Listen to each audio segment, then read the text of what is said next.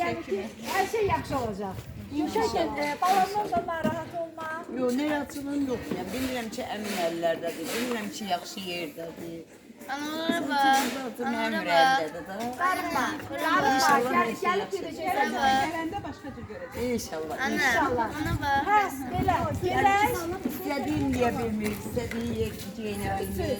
Bax, o çətinlikləri Ona görə madem ki, mən də şu an harasa biraz irəli. yaxşı olacaq. görə. Darıxma. Biraz şıltaqlığı var. Onda biraz tərbiyəsi. Əmin əllərdədir. Darıxma, getdik. Yəni Nigar xanım. digər hamıyadır. Əsas oxumağı, əsas önəmli oxumağıdır. Yaxşı, getdik. Yazı yazmağı. Gəl, Məryəm də aparır. Əsas oxumağını tələb